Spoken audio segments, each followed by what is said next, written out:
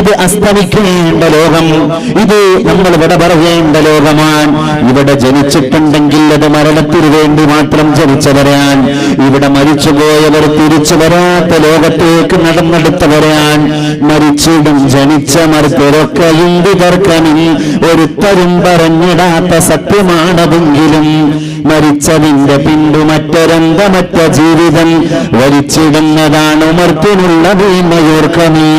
പടുക്കളെന്ന് പേരെടുത്ത പൂർവിക പ്രമാണിമാർ കൊടുക്കമെന്ന് സംഭവിച്ചു കേട്ട കേൾവിയില്ലയോ?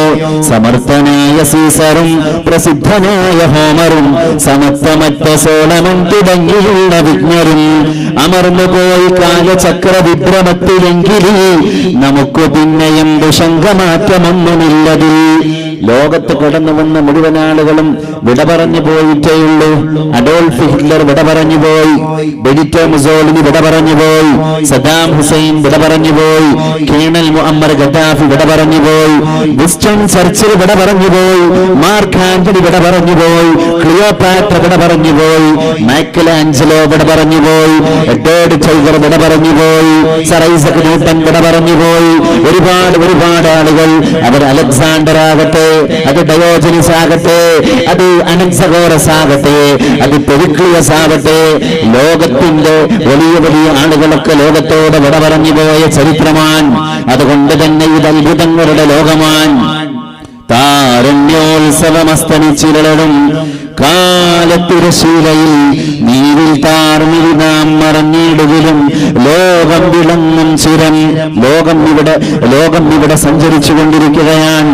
ഒരുപാട് പ്രയാണങ്ങളൊക്കെ ഉണ്ടതും ഇതേ കാലമാൻ, ഇതേ ലോകം തന്നെയാണ്. നമ്മുടെ മുമ്പിലൂടെയാണ് മഴക്കാലം വിരുന്നു വന്നത്, നമ്മുടെ മുമ്പിലൂടെയാണ് മാമ്പഴക്കാലം വിരുന്നു വന്നത്, നമ്മുടെ മുമ്പിലൂടെയാണ് വേനൽക്കാലം വിരുന്നു വന്നത്, നമ്മുടെ മുമ്പിലൂടെയാണ് കുരുവി പാട്ടുപാടി കടന്നുപോയത്, നമ്മുടെ മുമ്പിലൂടെയാണ് പ്രളയം വന്നത്, നമ്മുടെ മുമ്പിലൂടെയാണ് വരൾച്ച വന്നത്.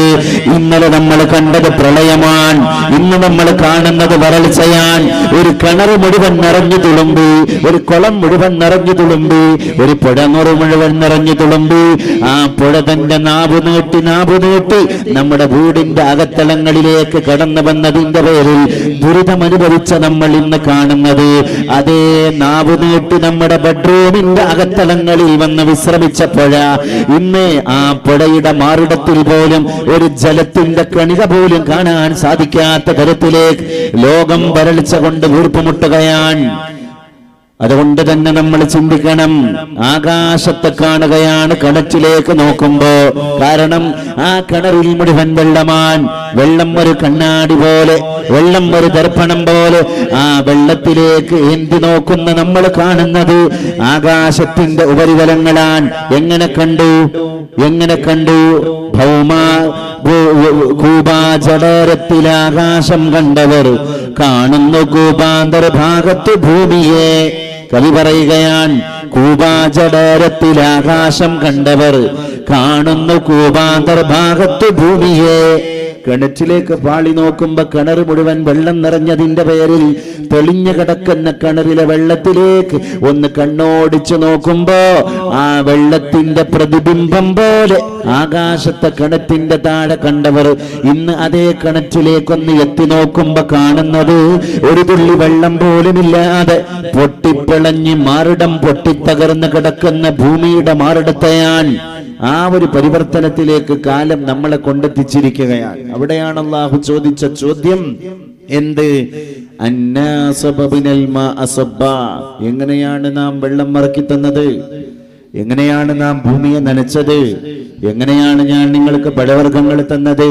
എങ്ങനെയാണ് ഞാൻ നിങ്ങൾക്ക് പച്ചക്കറികൾ തന്നത്? അതുകൊണ്ട്